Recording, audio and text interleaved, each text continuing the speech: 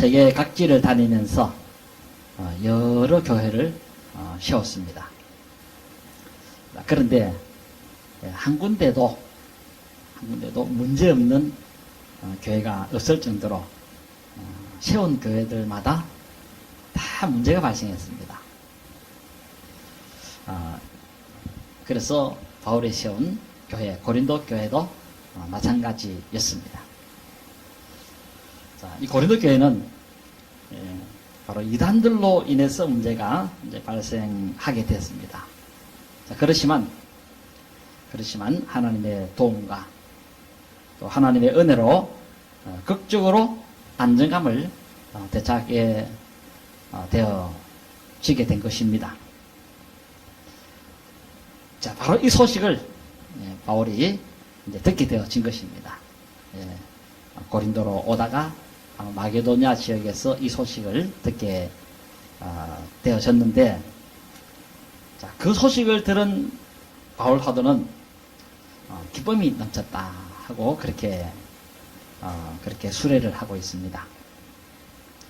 7절 하반절에 보시면 나를 위하여 열심히 있는 것을 우리에게 보고함으로 나를 더욱 기쁘게 하였느니라. 디도가 지금 고린도 교인들이 변화받아서 다 바르게 됐습니다 하는 그런 소문을 듣고서는 바울 사도가 크게 기뻐했다 하고 그렇게 말씀하고 있습니다. 아주 굉장히 기뻐했다. 정말 큰 기쁨이 있었다 하고 그렇게 말씀하고 있습니다. 아마 입이 한 바가지 좀 아마 찢어졌던 걸로 봅니다. 그런데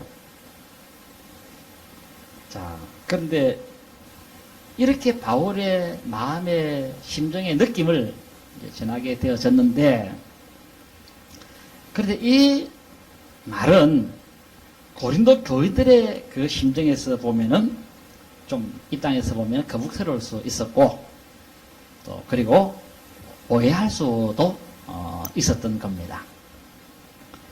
왜냐니까 고린도 교인들은 지금 하나님이 주시는 이 징계로 인해서 지금 울고불고 난리가 났기 때문에 그러했다는 것입니다.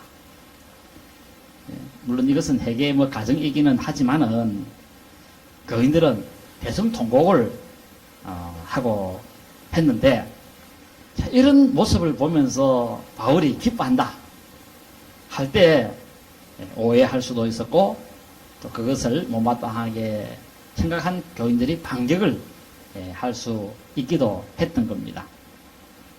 아마 이런 모습을 본 교인들의 반응은 하나님께 얻어맞아가지고 통곡하고 있는 우리를 보고서 바울이 즐기고 있구나 하는 이런 인상을 줄 수 있었다는 것입니다. 자, 당시 그 교인들은 바울에게 실수를 하고 또 잘못한 것이 있었습니다. 이것 때문에 하나님께서 그들에게 마음에 큰 고통을 주게 된 것입니다.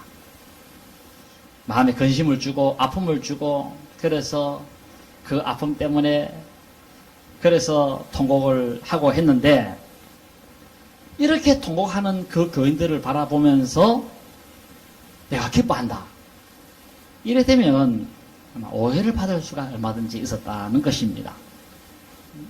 그봐 내가 주의를 줄 때 조심하지 말이지, 주의 좀 괴롭히면 하나님께서 가만히 안 둔다는 거 이제 알았지? 그래서 바울이 의기양양해하고, 그리고 교인들의 고통을 통쾌하게 생각하고 있나 하고 그렇게 오해를 할 수 있었다는 것입니다. 자, 그래서 바울은 이런 사실을 염두에 두고서는 조그마한 손톱 많은 오해도 내가 사고 싶지 않다 하는 그런 의도에서 한 말이 바로 9절이라 그렇게 말씀을 드릴 수 있겠습니다.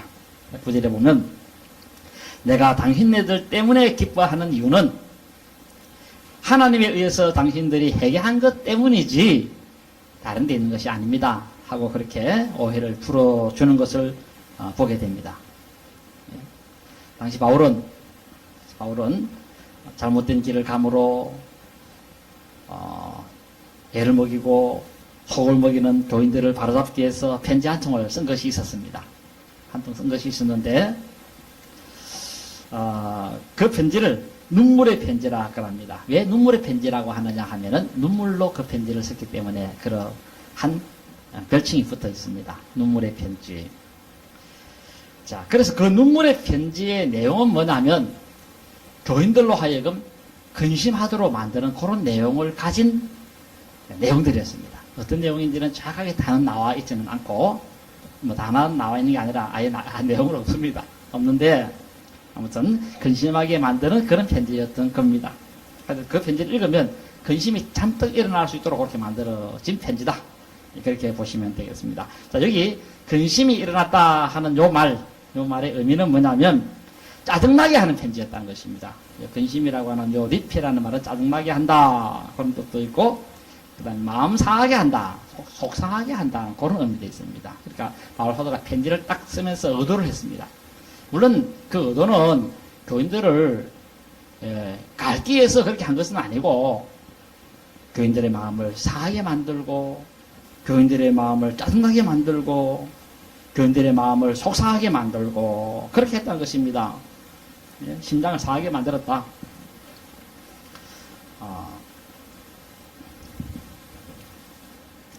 자, 그래서 그 편지에서 아마 바울이 고린도 교인들을 조금 책망을 많이 했던 걸로 봅니다. 계속 너희들이 그런 식으로 내 말을 무시하고 나간다면 내가 자시하지 않겠다. 그리고 내가 찾아가서 그렇게 잘못된 길을 걸어가는 그런 사람들을 단호하게 엄벌하겠다 하는 그런 경고도 했던 걸로 봅니다. 그리고 이런 내용은 고린도 그 전서에도 나와 있습니다. 고린도 전서에도 나와 있는데 고린도전서 4장 21절에 보면 거기 보면 내가 매를 가지고 나아가랴 너희에게 사랑과 온유한 마음으로 나아가랴 이렇게 이제 말씀했는데 그래서 너희들이 원하는 대로 내가 해주겠다.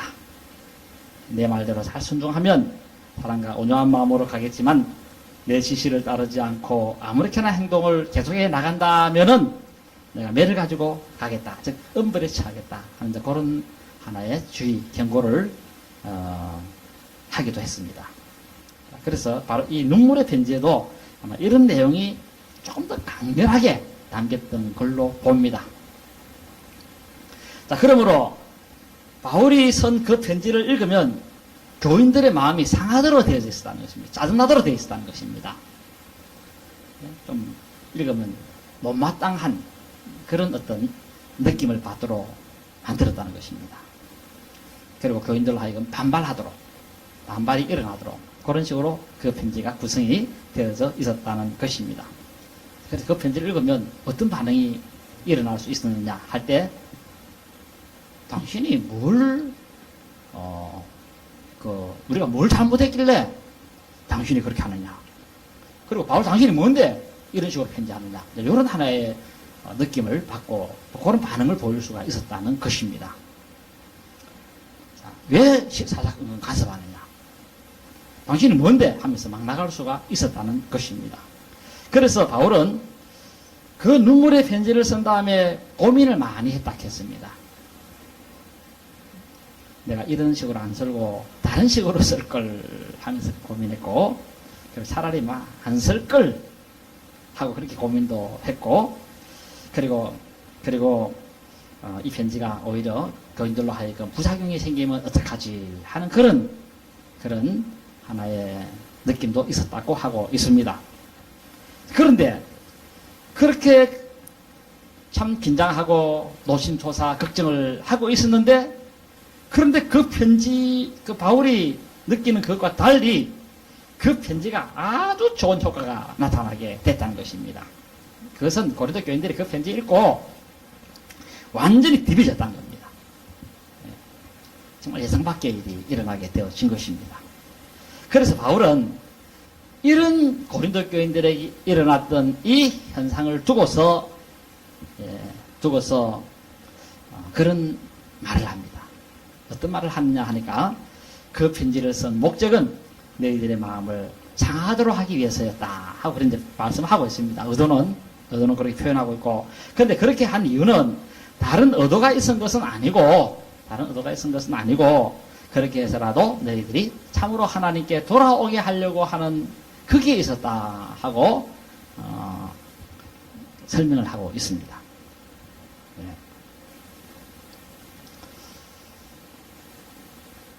네.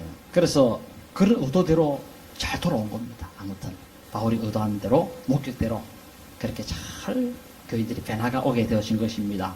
자, 이렇게 변화가 되어진 이 말을 듣고서 바울이 한 태도는 뭐냐 할 때, 그때 내가 그 편지를 쓴 것을 이제는 후회하지 않습니다. 이런 이제 사실을 알려줍니다. 자, 왜 지금은 후회하지 않는가 할 때 그것은 8절 하반절에 나옵니다. 그것은 그 편지가 너희로 하여금 잠시만 근심하게 한 줄로 알기 때문에 그렇다는 것입니다. 잠시만 징익질 나게 만들고, 잠시만 짜증나게 만들고, 잠시만 심장을 상하게 만들고 했기 때문에 그렇습니다. 예. 그리고 또 그 편지는 그것을 후회하지 않는 이유는 좋은 결과가 왔기 때문에 그러하기도 합니다. 하고 바울이 그렇게 그들에게 말씀을 드리고 있습니다. 그리고 그것 때문에 그런 좋은 결과가 왔기 때문에 자기는 또 너무 기쁘다는 겁니다. 자, 그런데 이렇게 기쁜 이유는 너희들을 선나게 만들어서 짜증나게 만들어서 그런 것 때문에가 아니라 바울의 기쁨은 다른 것에 있었다 하고 그렇게 말씀을 하고 있습니다. 예. 즉 바울의 기쁨은 고린도 교인들과 싸워가지고 내가 이겼다. 여기에서 오는 기쁨이 아니었다는 것입니다. 그리고 고린도 교인들이 마음 아파하고 울고불고 난리치고 하는 그런 것을 보면서 은근히 벌받는 모습을 보면서 즐기고 그런 것 때문에 온 것이 아니라고 말씀하고 있습니다. 그럼 뭐냐? 그것은 그 본문의 내용에서 말하는 것처럼 회개했기 때문에 기쁘다. 네, 그렇게 말씀을 하고 있기도 합니다. 자, 이 말을 할 때 바울은 어떤 것을 염두에 하나 뒀나 하면 고린도 교인들 중에는 자신이 하는 이 말을 이해하지 못할 사람이 있을 것을 두고 그것을 염두에 둡니다. 먼저 두고 그래서 이제 설명을 좀 더 합니다. 그게 이제 9절 하반절인데, 너희가 하나님의 뜻대로 근심하게 된 것은 우리에게서 아무 해도 받지 않게 하려 함이라 그랬습니다. 우리에게서 아무 해도 받지 않게 하려 함이라. 자, 여기 우리에게서 아무 해도 받지 않게 하려 합니다 하는 요 구절의 의미는 뭐냐면, 이것은 우리가 너희들에게 아무 손해를 입힌 것이 없습니다 하는 그런 의미의 뜻이라고 하겠습니다. 우리가 당신네들에게 손해를 입힌 것은 그 어떤 점으로도 없습니다. 자, 요 내용은 당시 상황을 가지고 설명을 좀 해보면 이렇습니다. 이렇는데, 당시 고린도 교회 내부 분위기는 어떤 분위기였느냐?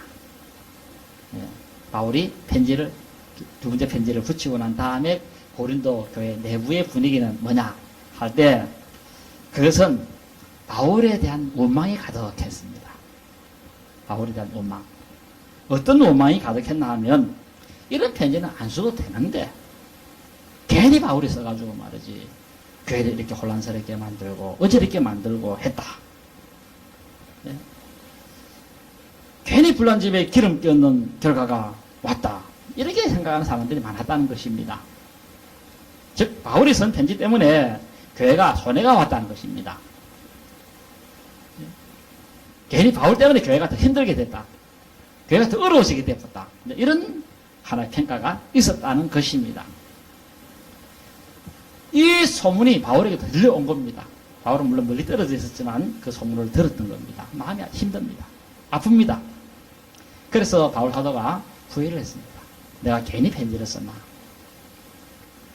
이것 때문에 교회가 더 혼란스럽고, 그리고 교회가 더 분란이 일어나면 어떡하지 하는 그런 근심과 걱정이 있었고, 바울이 마음에 번민과 갈등이 있었습니다. 그런데 이렇게 번민과 갈등이 있는 그 찰나에 디도를 통해서 소문이 들려오는데 그것은 바울이 쓴 이 편지를 읽고는 처음에는 부작용도 있었지만은 그런데 수많은 교인들이 해결을 하게 되었다 하는 소문을 들었다는 것입니다. 이에 바울이 의기양양해지게 됐다는 것입니다. 봐라, 내 생각이 맞았어. 내가 편지를 그때 쓰는 게 옳았어 하면서 그동안 편지 비판으로 인해서 마음고생은 있었지만 역시 내가 편지를 잘했다 하면서 바울 사도가 무슨 말을 하는가 하니까 고린도 교인들에게 하는 말이 이런 말 합니다. 이제는 내가 당당히 이 말을 합니다. 그런 이제 고백을 합니다. 어떤 말을 하는가 하니까 우리 때문에 당신네들이 손해 입은 것은 없습니다 하고 말을 하게 되었다는 것입니다. 우리 때문에 당신네가 손해를 입은 것은 없습니다. 내가 쓴 편지 때문에 당신네들은 어떤 점에 있어서도 손해를 본 것이 없습니다. 어떤 점에 있어서도 내가 쓴 편지로 인해서 손실이 발생한 것이 없습니다. 해를 입은 것이 없습니다. 이게 이제 9절 하반절의 말씀이라고 하겠습니다. 자, 그러면 왜 바울이 쓴 편지 때문에 교회 손실이 없었는가 하는 그 이유는 10절에 나옵니다. 10절에 나오는데 10절에 바울 사도는 그렇게 설명합니다. 하나님의 뜻대로 하게 하는 근심은 후회할 것이 없는 구원에 이르게 하는 해결을 이루기 때문에 그렇다 하고 설명을 합니다. 그 이유를 설명합니다. 하나님의 뜻대로 하는 그 근심은 후회할 것이 없는 구원에 이르게 해서 해결해서 구원에 이르게 하기 때문에 그렇습니다. 그러니까 하나님에 의해서 고통당하는 사람, 하나님에 의해서 마음에 고통당하고 상심하고 슬픔당하고 아픔당하고 하는 사람은 후회할 것이 없다는 것입니다. 여기 후회할 것이 없다는 이 의미는 뭐냐면 후회가 되지 않는다라는 것입니다. 후회가 되지 않는다. 우리 하나님께서는 잘못한 사람들에 대해서는 마음에 심한 슬픔을 일으키고 마음에 큰 고통을 일으키고 그렇게 하는 작용을 합니다. 그런 일을 하나님은 하십니다. 깊은 슬픔을 보내고 영혼의 깊은 아픔을 보내고 고통을 보내고 마음에 찔리는 듯한 그런 아픔을 보내는데 그런데 그렇게 보내는 이유는 뭘 이루려고 하는 것 때문에 보낸다는 것입니다. 뭘 이루려고 하는 것 때문에 보내는가 하면 바로 해결을 일으키려고 하는 그것 때문에 하나님은 그렇게 보내신다라는 것입니다. 그래서 구원을 얻으니까 후회할 것이 없다는 것입니다. 구원에 이르게 하는 해결 결과를 일으킨다는 것입니다. 무엇이? 고통이, 슬픔이, 아픔이 그런 결과를 일으키기 때문에 그런 것을 일으키게 하기 위해서 하나님께서는 아픔을 주고 고통을 주고 괴로움을 주고 그렇게 한다는 것입니다. 그래서 하나님께서는 때때로 사람들에게 슬픔을 주고 고통을 주고 아픔을 주고 그렇게 하시는데 그렇게 당한 사람들은 다 변화가 된다는 것입니다. 태도가 바뀐다는 것입니다. 성질이 바뀐다는 것입니다. 성품이 바뀐다는 것입니다. 그래서 고린도 교인들도 하나님이 주시는 이 근심으로 인해서 바뀌게 됐다는 것입니다. 아주 훌륭하게, 새롭게. 하나님께서는 고린도 교인들에게 아마 그렇게 머쓱했던 것 같아요. 제가 앞서도 좀 말씀을 드린 것이 있지만 너희들도 인간이냐? 그래도 너희 교인이냐? 어찌 너희가 바울에게 그렇게 모진 행동을 하느냐 하면서 책망을 했던 것입니다. 이로 인해서 고통이 왔고 교인들이 가책을 받아서 회개함으로 구원에 이르게 되었다는 것입니다. 그래서 바울 사도는 그렇게 말한 것입니다. 어떻게 말을 했나니까 하나님에 의해서 주어지는 고통은 구원에 이르게 하는 해결을 이루는 것이기 때문에 후회할 것이 없습니다 하고 말을 하게 되었다는 것입니다. 참회하는 것이 고통을 일으킨다고 해서 그것이 눈물을 흘리게 만들고 가슴을 치게 만들고 땅을 치게 만들고 한다고 해서 후회되지 않는다는 것입니다. 회개하는 것이 마음의 아픔을 일으킨다고 해서 후회되는 것은 아니라는 것입니다. 이 후회할 것이 없다는 이 말은 돌이킬 것이 없다 하는 그런 의미인데 잘못한 행동으로 인해서 마음의 고통이 오더라도 내가 해결 안 했으면 안 했지. 나는 이런 고통 필요 없어. 오히려 평온한 그 상태로 돌아갔으면 좋겠어. 이렇게 하는 사람은 아무도 없다는 것입니다. 왜 그렇습니까? 그것은 회개함으로 구원에 이르기 때문에 그러하다라는 것입니다. 그러니까 이런 구원이 오는데 그 잠깐의 고통, 그 잠깐의 슬픔, 그 잠깐의 아픔, 이걸 마다할 자가 누가 있겠느냐 하면서 사도 바울이 그렇게 표현을 한 것입니다. 하나님에 의해서 일어난 상심, 하나님에 의해서 일어난 슬픔, 하나님에 의해서 일어난 아픔은 회개할 마음을 일으켜서 구원에 이르게 한다는 것입니다. 그러니 이것을 후회할 자가 누가 있겠느냐라는 것입니다. 잠시의 아픔은 고통이지만은 이것 때문에 더 좋은 결과가 오는데, 그러니 이런 아픔을 후회하고 마다할 자는 아무도 없다라는 것입니다. 자, 그러나 그런 반면에 해속적인 상심이나 혹은 세상적인 고통은 죽음을 가져올 뿐이다 하고 바울 사도가 말씀하고 있습니다. 이 사망을 이룬다 하는 말은 사망을 초래하게 한다 하는 그런 의미의 뜻이 되겠습니다. 자, 그러면서 이제 마지막으로 바울 사도는 교인들에게 하나 촉구를 합니다.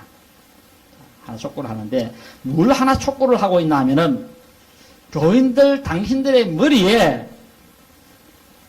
뭘 하나 기억할 것을 촉구하고 있습니다. 교인들의 생각에 뭘 좀 유념해야 할 것에 대해서 촉구를 하나 합니다. 좀 교인들이 좀 생각해야 될 것에 대해서 촉구를 하나 하고 있습니다. 그게 이제 11절의 말씀입니다. 11절의 말씀. 여기 11절은 우리 성경으로 보면 이런 내용을 잘 의미를 읽을 수가 없는데, 헬라어 성경으로 보면은 바울이 교인들에게 촉구하는 그런 내용이 담겨져 있습니다. 헬라어 성경에 보면 거기에 그 시작 단어들이 보면 이두가르 이렇게 시작합니다. 이두가르. 자, 여기 이두가르라는 말인데, 이 이두라는 감탄사입니다. 감탄사인데 주로 보라 이런 의미로 해석합니다만은, 여기서는 보라 하는 그런 의미가 아니고 깊이 생각할 것을 촉구하는 그런 의미를 가지는 단어라고 하겠습니다. 깊이 생각할 것을 촉구하는 그런 의미를 가진 단어. 그래서 이두가르라는 이것을 해석을 해보면 깊이 생각할 것을 촉구합니다. 왜냐하면 하는 이런 뜻이 되겠습니다. 깊이 생각할 것을 촉구합니다. 왜냐하면, 자, 그러면 자 이렇게 두 가지, 요 두 단어는 이렇게 해석을 해놓고, 그러면 무엇을 깊이 생각할 것을 촉구하는가 하면, 하나님께서 당신네들에게 주시는 그 마음의 고통, 그리고 마음의 슬픔, 이런 것들이 여러분들로 하여금 어떻게 했는지 좀 생각 한번 해보라는 것입니다. 생각을. 그래서 생각해보기를 촉구합니다. 요구합니다. 하는 그런 이제 의미의 뜻이 되겠습니다. 하나님께 주시는 그 고통, 하나님이 당신들에게 주었던 그 슬픔, 하나님이 당신들에게 주었던 그 영혼의 아픔, 그 아픔은 당신네들로 하여금 어떻게 했는가 할 때 매우 큰 간절함을 일으키게 했다는 것입니다. 매우 큰 간절함을 일으키게 했다. 11절에 보면 나옵니다. 간절하게 하며 그랬는데, 요 간절하게 하다는 요 말은 열렬한 뜨거운 관심을 가지게 했다는 것입니다. 하나님께서는 바울에 대해서 냉랭하고 차가운 그런 마음을 가지던 그 교인들로 하여금 하나님께 그 마음을 아프게 만들고 슬프게 만들고 고통스럽게 만드니까, 그때부터는 바울 사도에 대해서 열렬하게 뜨거운 관심을 가지는 그런 상태로 팍 바뀌어버리게 됐다는 것입니다.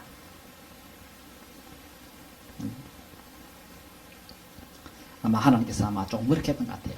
너희들이 이렇게 착한 사역자에 대해서 그렇게 대하면 되나 하고 좀 머쓱했던 마음이, 양심이 찔리고 아파가지고, 그래서 괴로워가지고 통곡하면서 하나님 다시는 이렇게 하지 않겠습니다 하면서 바울에 대해서 이제는 오면 오는 갑다, 가면 가는 갑다 일 안 하고 열렬한 관심을 가지게 됐다는 것입니다. 이 간절하게 하는 요 말의 의미의 뜻이 그런 뜻입니다.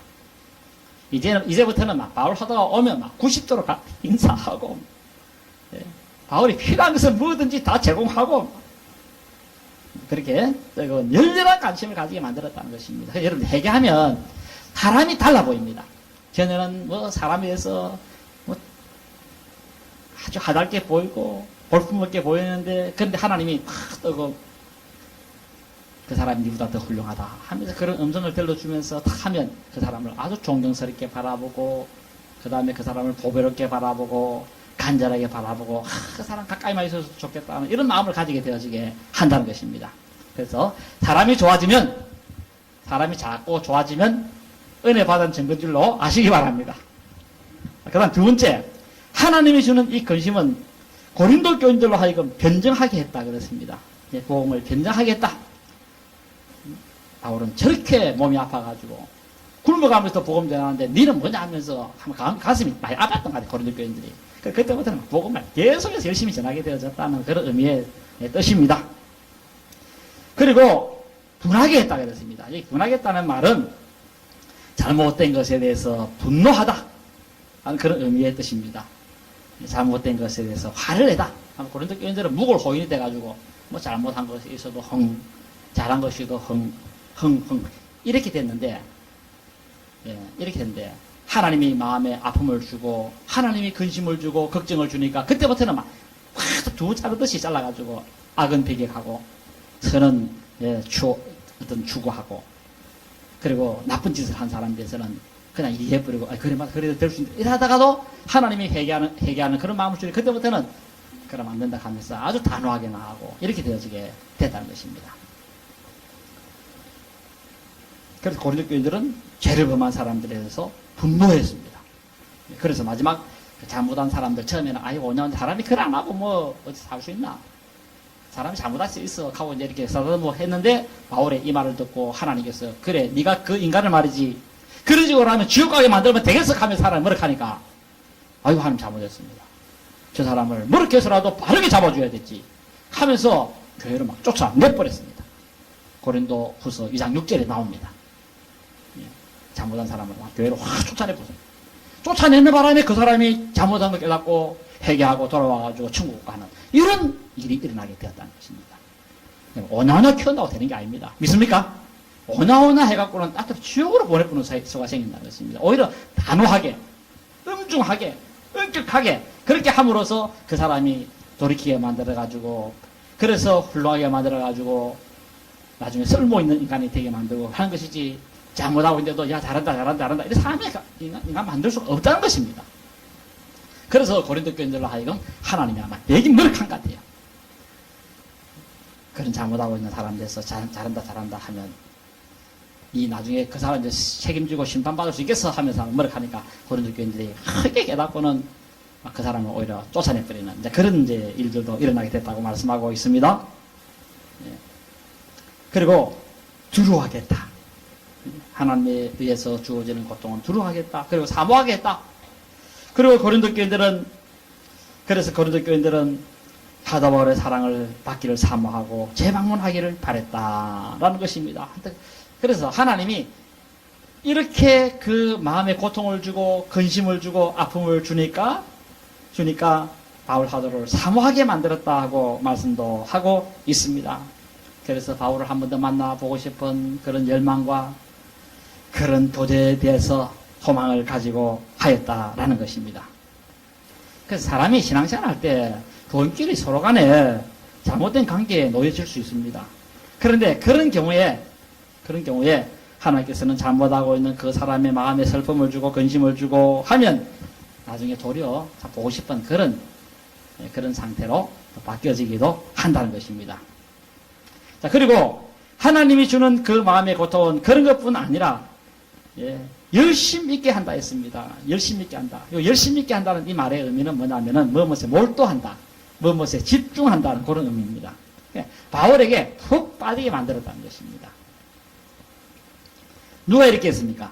그래서 하나님께서 이렇게 했다는 것입니다.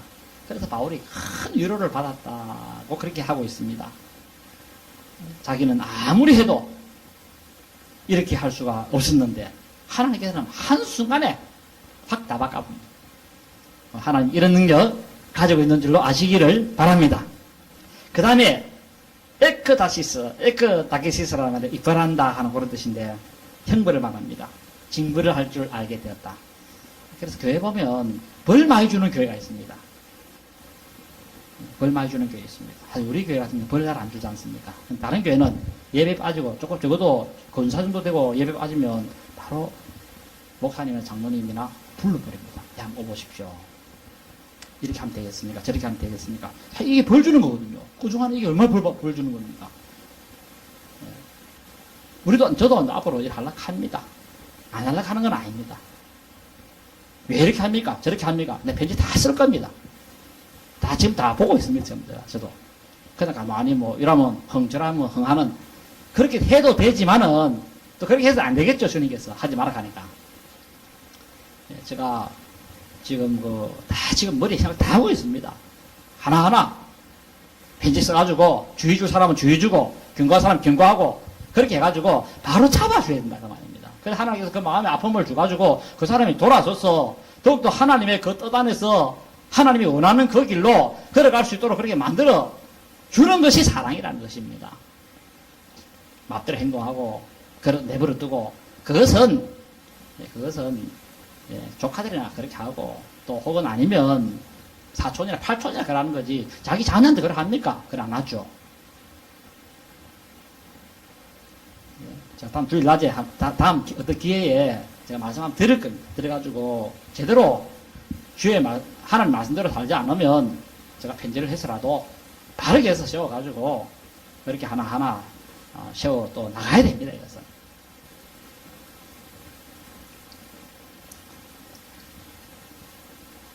자, 그래서 이리 해서 여러분들은 그 사건에 있어서 조금 더 잘못이 없다는 것을 훌륭하게 증명했습니다. 하고 11절 하반절에 그렇게 말씀합니다. 여기 깨끗함을 나타냈다는 말은 표명했다, 나타냈다 하는 그런 의미의 뜻이 되겠습니다. 예, 나타냈다. 그에 대해서 프라그마티라는 말인데 알려진 사건에 관하여 죄가 없는 그런 뜻이 되겠습니다. 그래서 너희가 스스로 깨끗함을 나타냈다. 너희가 알려진 사건에 관하여 죄가 없다는 사실을 표방했습니다. 자, 이로써 바울은 이렇게 교인들을 고쳐주신 하나님께 감사하고 그리고 이렇게 된 교인들을 보면서 기쁨과 큰 위로를 받았다는 것입니다. 위로를 받았다. 그동안 내가 한 수고가 헛되지 않았구나. 고린도 교인들을 전도했고 그들을 돌이키려고 애를 쓰고 땀을 흘리고 한 것이 헛되지 않았구나. 하나님의 은혜로 돌아오니까 천만다행이다, 천행이다 하면서 가슴을 서로 내렸다라는 것입니다. 아이고 하나님 나를 살려줬네요. 그렇게 할 수 있었다는 것입니다. 고린도 교인들이 다 이단으로 나갔으면 어떻게 되겠습니까? 바울이 그동안 몇 년 동안 고생한 거 완전히 물거품이 되어져 버리는데 이렇게 고린도 교회가 교인들이 참 변화되는 경사가 나기까지 이런 과정이 있었음을 기억하고 교회는 그렇습니다. 절대 그냥 아름다워지지를 않습니다. 우리 정원도 마찬가지고 밭도 마찬가지고 그냥 아름다워지지 않습니다. 계속 풀을 뽑아야 되고 땀을 흘려야 되고 가까이 됩니다. 교회도 그냥 아름다워지지 않습니다. 가까이 됩니다.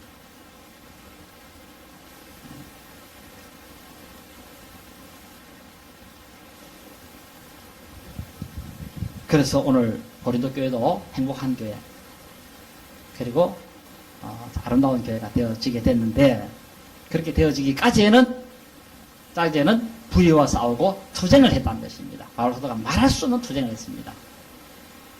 세상에 좋은 것은 그냥 오는 것이 없는 줄 압니다. 그냥 오는 좋은 것은 잡초뿌입니다. 잡초는 안 가까워서 잘 납니다. 풀은 그냥 하나도 납니다. 그러나 곡식은 가까이 됩니다. 전부. 약을 줘야 되고, 약을 쳐야 되고, 풀을 뽑아야 되고, 하여튼 그 다음에 물도 줘야 되고, 그렇게 해야 곡식이 이제 나오게 되어지는데, 자, 그러므로 우리가 가진 오늘날 자유. 자, 이 자유도 지금 자유를 누리고 있지 않습니까? 누리고 있지만 이 자유하기까지의 수천 년 동안에 앞선 싸운 사람들이 있습니다. 그 수많은 사람이 싸웠기 때문에 저와 여러분들이 이렇게 자유할 수 있게 되어지기도 했다는 것입니다. 이것을 기억하면서 바울이 잘못된 교인과 싸움으로 고린도 교인들이 이렇게 아름다워지게 되고 그들이 모두가 다 구원을 받았다는 사실을 기억하고 교회는 싸우는 곳인 줄로 아시기 바랍니다. 바울이 세운 교회 보세요. 다 싸움 아닙니까? 전부 다 문제가 일어나고 분쟁이 일어나고 싸우고 그래서 바울 하다가 그 교회를 하나하나 세워가는 것을 바라보는데 그래서 교회가 조용하면 좋겠지만은 때로 이런 비진리와 싸우고 잘못된 것과 싸우면서 일어나는 이런 소리는 감안해야 된다는 사실을 잘 기억할 수 있어야 되고 그래서 목회자는 이런 잘못된 것들과 그릇된 것들과 삐뚤어진 것들과 싸워가지고 이 교회를 우리 예수님의 무릎 앞에 다 발 앞에 무릎을 꿇도록 만드는 그런 일을 하는 것이 바로 목회자다 하는 것을 기억하고 그래서 진리를 위한 싸움을 이상한 것으로 보지 말고 우리 교회 모든 성도들은 거짓과 싸워서 참 진리를 바르게 세워나가는 그런 아름다운 교회가 되어지기를 진심으로 바랍니다.